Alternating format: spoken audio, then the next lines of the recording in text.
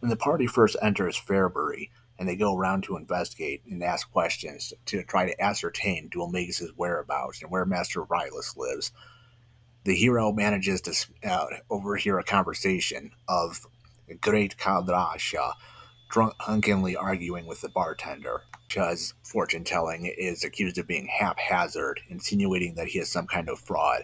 However, he shoots back that even if he had foreseen the great fire that would have that killed Master Rios and burned down his home, even if he had prevented it, likely something else would have happened that fated his death.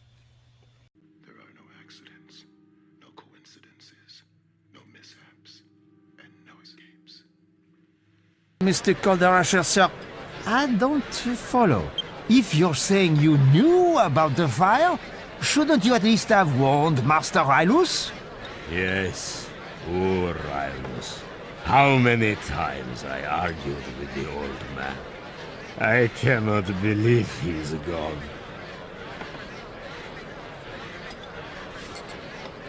What? What is it?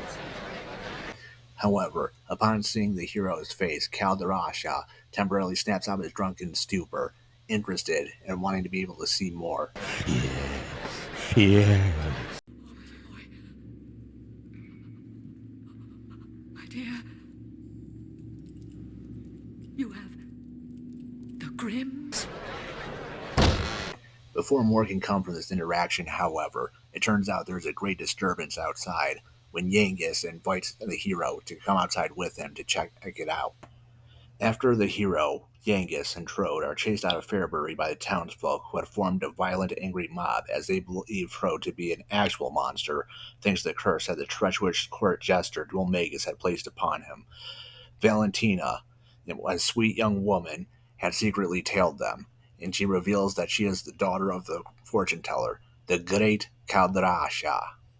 She reveals that she had what she believes to be a prophetic dream, and that thus she followed them in the hopes of soliciting the aid of the hero and Yangus to retrieve her father, the Great Kalderasha's crystal ball, after he fell into a spiral depression after losing it a decade prior. She also reveals that it had apparently fallen inside a waterfall cave. Upon investigating into the cave, they managed to find the hovering crystal ball, only for it to be swiped away at the last moment by Geezer, a certain type of merman who is quite angry and holding a grudge over the unknown assailant who had carelessly thrown the crystal ball into the waterfall a decade prior, and only knows that the one responsible is a fortune teller who he seeks to take vengeance up against. After the hero lies to him over being the one responsible for his grievous wound and defeating him, then Geezer realizes that he is far too powerful to be a mere fortune teller. However, he also realizes that the hero is the knight guard from Trodane, who was the only person unaffected by the curse that plagued the country, whereas its king was twisted into something between a monster and a man, and the princess was turned into a horse, whereas the rest of the kingdom's residents were turned into plant-like people.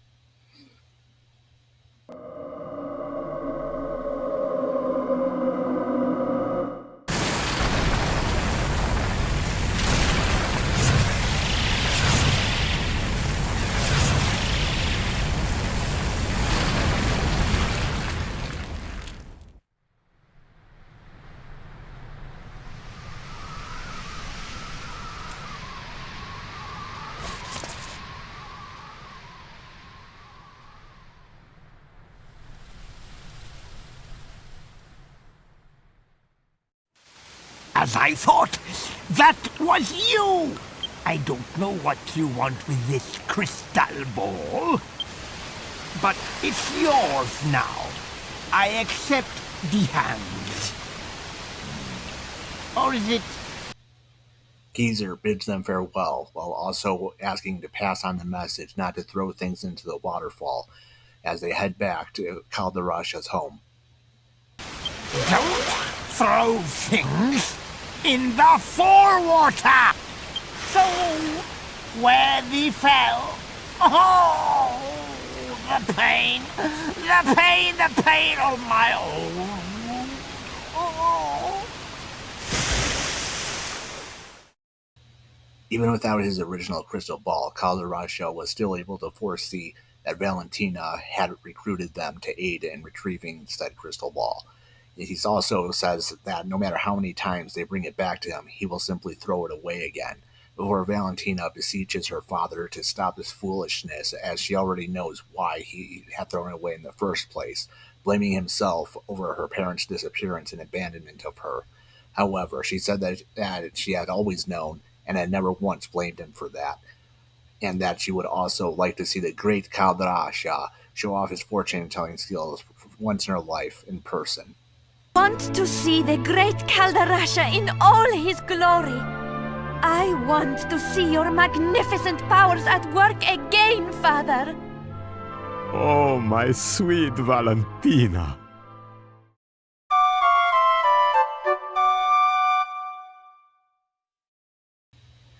After a long rest, all the way up till midday the next day, Kaldarasha aims to finally use his powers of clairvoyance to see that Dualmagus has broken through the southern border, and that he has also murdered Master Rylus. In fact, he was the one who caused the magical fire that burned down his house and immolated him.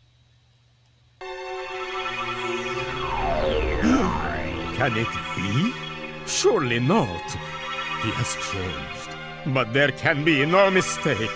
It has to be Master Rylos' former pupil, Dulmagos. What? Gov, he said Dolmagus, right? That's our man. That's the evil magician you and the old granddad are after, innit? So where'd he go after that? What else can you deduct? What else? Let me look deeper. Before any more information can be gathered, Kaldarasha got distracted by noticing the chip on the crystal ball from where it struck Geezer on his head. Look here. It has been chipped. Huh. It must have hit something very hard to do this damage. And look, someone has scratched some letters next to the chip. What?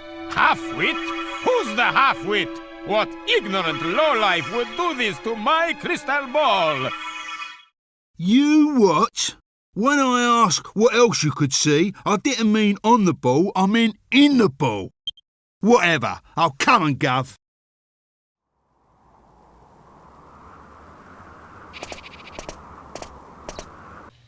Later on, the party can return to visit him in order to gain a lead on the whereabouts of the Moonshadow Harp.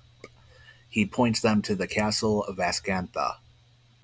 Once the party retrieves their own ship, he then points them to a continent to the west and a town known as the Baccarat region, which naturally has a big casino. Upon searching for a means of flight, Kaldarasha gets a vague sight telling the party to sail until they find a tunnel, which is the Pirate's Cove.